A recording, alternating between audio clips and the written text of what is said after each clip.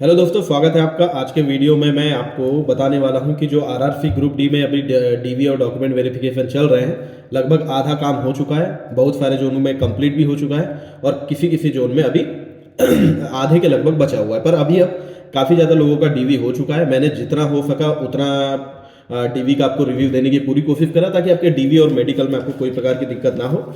देखो, मेडिकल के ऊपर मैंने स्पेसिफिक वीडियो इस वजह से नहीं बनाया क्योंकि मुझे उतना रिलेवेंट नहीं लगा कि मेडिकल के लिए अभी वीडियो बनाने की या तो ज़रूरत है या मेरे पास उतनी ज़्यादा जानकारी है कि मैं आपको कुछ बता पाऊँ। लेकिन मैंने अपना रिव्यू तो चैनल पे डाला ही था, तो काफ़ी लोगों ने वो भी देखा है, तो उससे काफ़ी हेल्प मिली होगी।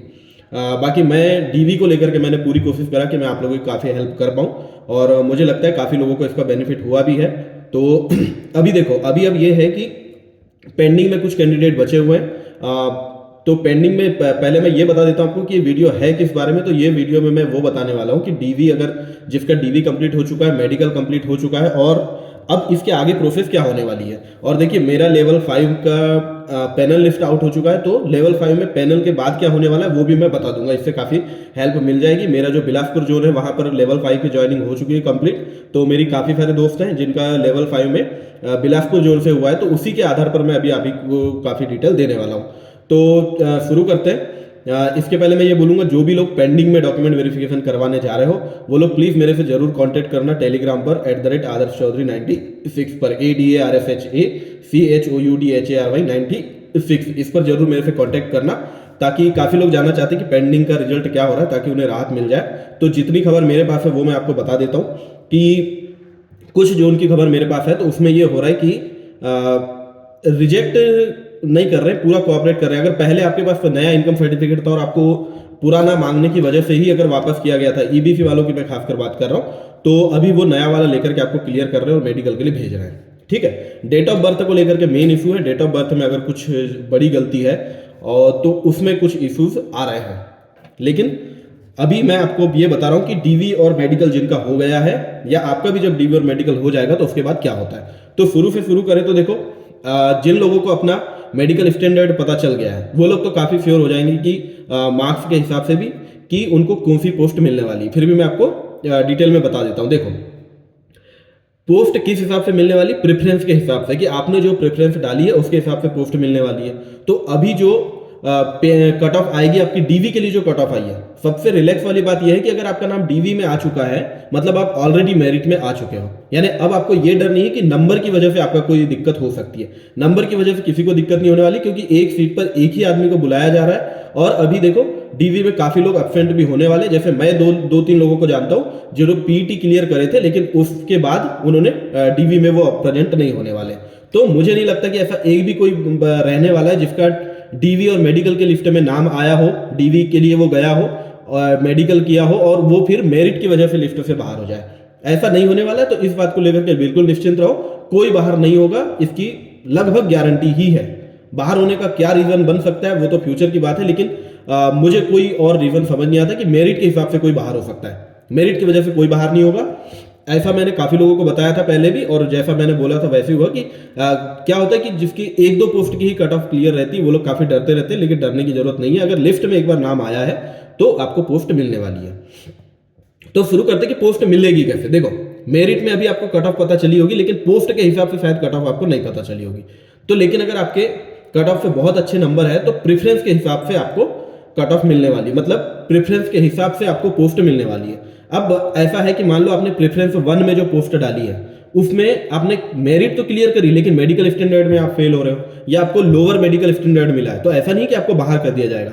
आपको नीचे नीचे प्रेफरेंस देखी जाएगी और जो मेडिकल स्टैंडर्ड आपको फिट हो रहा है उसकी मेरिट आपकी क्लियर हो रही है तो आपको वो पोस्ट दे दी जाएगी। बात आप मेरी समझ रहे हैं कि मेडिकल स्टैंडर्ड बिलो होने की वजह से बाहर कोई नहीं होने वाला है, वो आपको मिल जाएगी। अगर आपने यूआर की कट ऑफ क्लियर करोगे तो यूआर की सीट में आप जाओगे, मतलब आपकी कैटेगरी वही रहेगी लेकिन सीट जो है वो आपकी यूआर से कंसीडर की जाएगी। लेकिन अगर आप सिर्फ ओबीसी की कट ऑफ क्लियर करोगे तो आपकी वो सीट कंसीडर की जाएगी। अभी इसके बाद और डीवी लिस्ट आते रहेगी जब पैनल आ जाएगा ना, जब आपका क्या होगा, अभी अब क्या होगा कि जब डीवी हो जाएगा, जैसे जो लोग एकदम बॉर्डर पे है या जिनका नहीं हुआ है, इसलिए अगर वो वीडियो देख रहे हो तो उनके लिए है कि उनका सेकंड थर्ड डीवी में आ जाएगा, काफी नंबर गिरेंगे। कितने नंबर गिरेंगे स्पेसिफिक ये बोल पाना थोड़ा सा सही नहीं है, लेकिन काफी अच्छे खासे चांस है कि अभी और बहुत सारे डीवी लिस्ट आएगी और आपका काम होने वाला है।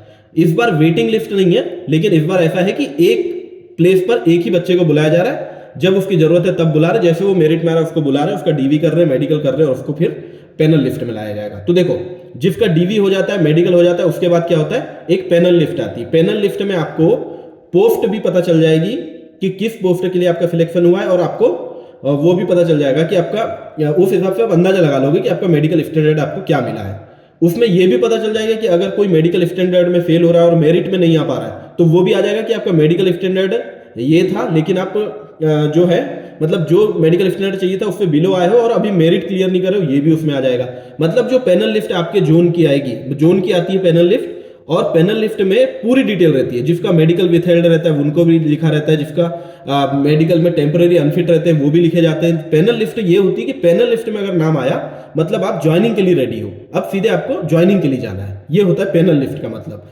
पर पैनल लिस्ट में बाकी सारी चीजें भी लिखी रहती है कि कौन कौन डीवी और मेडिकल में तो आए, लेकिन उनके साथ क्या हुआ, किस वजह से उनका पैनल में नाम नहीं है, ये सब चीजें उसमें लिखी होती है। उससे अंदाजा लग जाता है। जो लोग कुछ लोगों का रिजल्ट विथहेल्ड होता है, विथहेल्ड किस वजह से होता है, कई सारे उसके कारण हो सकते हैं कि आपने मेडिकल करवाया लेकिन अभी आपके मेडिकल की रिपोर्ट मान लो आरआरसी को नहीं मिल पाई है, या आपके कोई डॉक्यूमेंट को लेकर के कुछ डाउट है, इस वजह से रिजल्ट विथहेल्ड होता है। मतलब वो प्रोसेस चलता रहता है। जैसे आपका अभी रिजल्ट आएगा, पहला रिजल्ट आएगा जिसमें विथहेल्ड कैंडिडेट रहेंगे, वो कुछ दिन बाद सेकंड रिजल्ट आएगा जिसमें विथहेल्ड वालों को का रिजल्ट आ जाएगा। इस प्रकार से होता है। मैंने कि स्पीड बढ़ाए रखने के लिए कि काफी कुछ लोगों की वजह से बहुत सारे लोग को रोके ना रखे, इस वजह से पैनल पहले आ जाता है, फिर विथहेल्ड कैंडिडेट का आ जाएगा। और जैसे जैसे आपका मेडिकल स्टैंडर्ड आते जाएंगे, जिनको विथहेल्ड रखा है, पेंडिंग रखा है, मेडिकल में रीमेडिकल में डाला है, वो धीरे धीरे क्लियर होकर के आपको आगे की लिस्ट में आपका नाम आता जाएगा।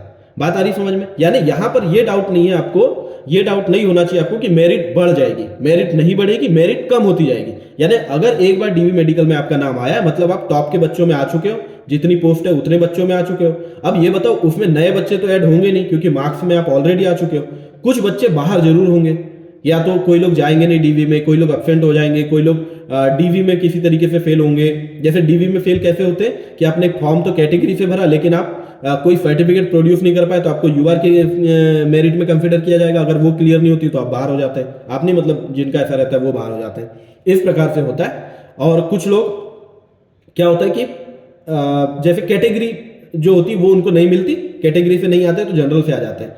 कुछ लोग क्या होता है, मेडिकल स्टैंडर्ड जो होता है वो उनका नीचे हो जाता है तो उनको नीचे की पोस्ट मिल जाती है, और जो जिनका मेडिकल स्टैंडर्ड हाई रहता है पहले नंबर की वजह से नीचे वाले में रहते हैं वो ऊपर चले जाते हैं। इस प्रकार से होता है, वहीं के वहीं एडजस्टमेंट हो जाता है।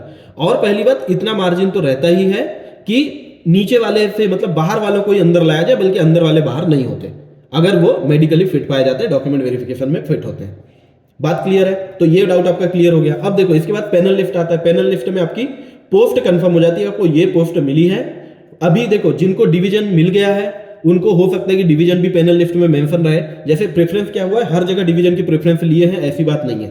कई जगह लिया गया है, कई जगह नहीं लिया गया। जहां नहीं लिया गया वहां तो रैंडमली डिवीजन अलॉट होंगे, लेकिन जहां लिया गया है वहां फिर से वही मार्क्स के आधार पर जो प्रेफरेंस आप डालोगे वो प्रेफरेंस आपको दे दी जाएगी। बात आ रही समझ में कि आप जो प्रेफरेंस डालोगे वो प्रेफरेंस आपको देने की पूरी ट्राई करा जाएगा। लेकिन जब ऐसा रहेगा कि यहाँ पर इस डिवीजन के लिए ज्यादा लोग मांग रहे हैं या ज्यादा लोगों की फर्स्ट प्रेफरेंस है, तो वो शायद फिर कुछ क्राइटेरिया निकालेंगे, और मुझे लगता है वो शायद मार्क्स के बेसिस पर ही होने वाला है, या फिर कोई भी और तरीके से वो लोग उस केस को टाई कर सकते हैं कि किसको कौन सा डिवीजन देना चाहिए। लेकिन प्रेफरेंस अगर आपसे ले लिए हैं तो आप लगभग सेफ हो कि आप जो चाह रहे हो वही आपको मिलने वाला है। जहां नहीं है वहां पर रेंडमली, जहां डिवीजन की प्रेफरेंस नहीं ली गई डॉक्यूमेंट वेरिफिकेशन के समय, वो लोग रेंडमली उनको डिवीजन मिलेगा। तो पैनल लिस्ट में जब नाम आ जाता है उसके बाद क्या होता है, देखो पहली चीज, डीवी और मेडिकल ब्लॉक डेट भी कंप्लीट होने के लगभग 15 दिन कह सकते हो आप, 15 दिन के अंदर, जैसे हमारे जोन में 15 दिन भी नहीं कहना चाहिए वैसे तो, काफी कम दिन, जैसे हमारे जोन में जो लेवल 5 उसमें 28 फरवरी को ब्लॉक डेट खत्म हुई थी, और अभी मार्च में 9 तारीख है मार्च की, यानी 28 से 9 11 दिन में लगभग वो आ गया, मतलब 11 नहीं 9 ही दिन समझो, 9 दिन में पैनल लिस्ट आ गई। लेकिन देखो ग्रुप डी में बच्चे बहुत ज्यादा रहेंगे तो हो सकता है कि 10-12 दिन 15 दिन लग जाए। लगभग 15 दिन में फर्स्ट पैनल आ ही जाता है। फर्स्ट पैनल आ जाता है। अगर मान लो फर्स्ट पैनल में हर कैटेगरी का रिजल्ट नहीं आया तो सेकंड पैनल भी उसके 4-5 दिन के अंदर आ जाता है, और पहली बार की बात कंप्लीट हो जाती है। पैनल लिस्ट में नाम आता है तो पोस्ट पता चल जाती है आपको, और फिर ये समझ लो, अब मैं एनटीपीसी के आधार पर बता देता हूँ कि मेरे दोस्तों का क्या हुआ था कि पैनल 27 जनवरी को जिनका पहला पैनल आया था उनको उनका लेटर जो है, ज्वाइनिंग लेटर जो है वो 6 तारीख को निकल गया था। यानी 6 और 3 10 दिन बाद ज्वाइनिंग लेटर निकल गया था। ज्वाइनिंग लेटर निकलने के बाद देखो, वैसे तो ज्वाइनिंग लेटर ईमेल पे भी आता है और पोस्ट के थ्रू भी आता है, लेकिन अगर ईमेल के थ्रू नहीं भी आता है या जो भी बात रहती है, आपको एक बार डिवीजन से आपके कॉल जरूर आता है। जैसे भाई का 27 तारीख को पैनल आई थी, 6 तारीख को ज्वाइनिंग लेटर निकल गया था पोस्ट के थ्रू, लेकिन 13 तारीख को उनको डिवीजन से कॉल आ गया था कि आपका ज्वाइनिंग लेटर निकल गया, आपको इस तारीख पर ज्वाइनिंग के लिए आना है, आपका डिवीजन ये आपको मिला है। वो क्यों बता दिया जाता है? ताकि उनको अगर लेटर नहीं मिल पाता है पोस्ट की वजह से, किसी वजह से पोस्ट के थ्रू डिलीवर ना हो पाए, तो भी उनको कंफर्मेशन रहे। देखो, ज्वाइनिंग करवाना डिवीजन का काम रहता है, तो डिवीजन आप तक किसी भी तरीके से पहुंचेगा। अगर आप तरह तरह के केस सोचोगे कि मेरा मोबाइल नंबर बंद हो गया, ये हो गया, वो हो गया, एड्रेस ये हो गया, वो हो गया, डिवीजन किसी ना किसी तरीके से आपसे कांटेक्ट करने का कोशिश करेगा, क्योंकि आपकी ज्वाइनिंग के लिए इन्फॉर्म करना डिवीजन का ही काम रहता है। फिर भी अगर मान लो आपको किसी तरीके से पता नहीं चल रहा है, तो आप अपने दोस्तों से तो कांटेक्ट में रहोगे और उनकी ज्वाइनिंग डेट आप पता करके आप एक बार डिवीजन में भी जा सकते हो। अगर किसी भी वजह से आपका कुछ पता ही नहीं चला आपको और दूसरे लोग ज्वाइनिंग के लिए जाने लगे, तो आप बिल्कुल उससे भी पता कर सकते हो, उसमें तो कोई दिक्कत नहीं होने वाली है। ठीक है, किसी भी तरीके से आपको पता चल जाएगा कि आपकी ज्वाइनिंग अब लेटर निकल चुके हैं और स्टार्ट हो चुकी है। तो देखो, 27 को फर्स्ट पैनल आया और 6 तारीख को भाई को लेटर निकल गया था, 13 तारीख को भाई को कॉल आ गया था और 16 तारीख को इनको लेटर मिल गया था। लेटर निकलने के 10 दिन के अंदर आपको लेटर मिल जाता है और इनको ज्वाइनिंग के लिए 15 दिन बाद बुलाया गया था। यानी देखो, 16 तारीख को लेटर मिला था और अगले महीने की 6 तारीख को इनकी ज्वाइनिंग थी, यानी कि 16 से 15 और 6 21 लगभग 20 दिन के बाद इनकी ज्वाइनिंग थी। यानी ज्वाइनिंग के लिए भी सही टाइम मिल जाता है। अब देखो, ज्वाइनिंग में क्या होता है, डीवी के लिए जब आप जाओगे, डिवीजन में भी एक डीवी होता है, मतलब ज्वाइनिंग के लिए जाओ, मतलब ज्वाइनिंग कैसे होगी, आप अपने सर्टिफिकेट्स दोगे, डॉक्यूमेंट्स दोगे और आपकी ज्वाइनिंग लेंगे वो लोग।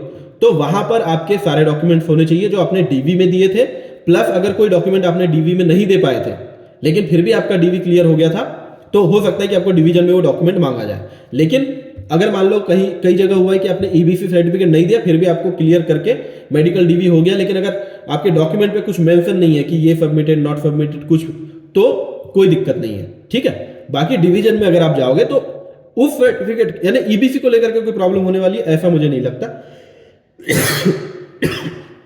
फिर भी ज्यादा से ज्यादा डॉक्यूमेंट तैयार रखना और पूरे डॉक्यूमेंट में जो मिस्टेक्स थी आपकी सुधरवा सको तो सुधरवा के जाना।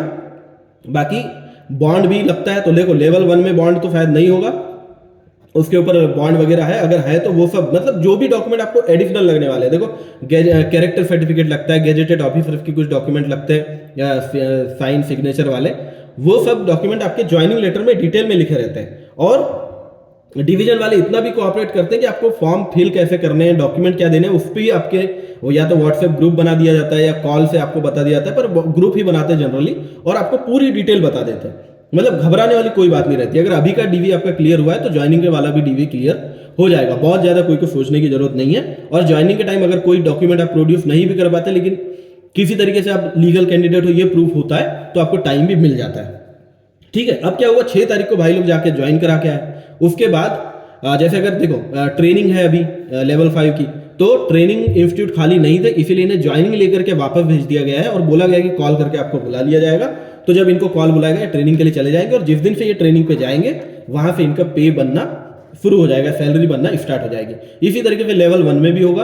और अगर लेवल 1 में ट्रेनिंग भी है, देखो ट्रेनिंग भी है तो हो सकता है थोड़ा टाइम लगे या फिर जो भी रेलवे कुछ ना कुछ समाधान निकालेगा ताकि बहुत ज्यादा वेट आप लोगों को ना करना पड़े। और उम्मीद है कि अप्रैल में तो ज्वाइनिंग स्टार्ट हो ही जाने वाली है, ऐसा कुछ शेड्यूल आया है। थोड़ा बहुत डिले भी होगा तो अप्रैल के लास्ट तक हो सकता है, उससे ज्यादा नहीं होगा, ज्वाइनिंग आपकी स्टार्ट हो जाएगी। तो ये था प्रोसेस। मेडिकल डबल से नहीं होता, मेडिकल डबल से नहीं होता, मेडिकल डबल से होने की कहीं से भी कोई जानकारी नहीं है। मेडिकल डबल से नहीं होता, एक बार मेडिकल हो गया, जो रिपोर्ट आ गई वो रिपोर्ट आपके उसमें लिखी जाएगी। बात हो गई क्लियर। तो ये था टोटल की आपका जो एग्जाम है, एग्जाम हुआ, उसके बाद पीईटी हुआ, पीईटी के बाद आपके डीवी हुए और डीवी के बाद अभी क्या होने वाला है ये सब आ गया। डीवी के बाद पैनल आएगा, पैनल आने के बाद आपको ज्वाइनिंग लेटर आएगा और आप जाकर के ज्वाइन करोगे। ठीक है, तो ये था प्रोसेस। काफी लोग जानना चाह रहे थे, मैं खुद भी ये जानना चाह रहा था, तो मैंने भी थोड़ा जानकारी ली इधर उधर से। ऑल्दो मेरे दोस्तों से मुझे पता था, फिर भी मैं एक बार सबसे बात करके सब उनके ज्वाइनिंग लेटर वगैरह देख करके मैंने सब क्लियर कर लिया।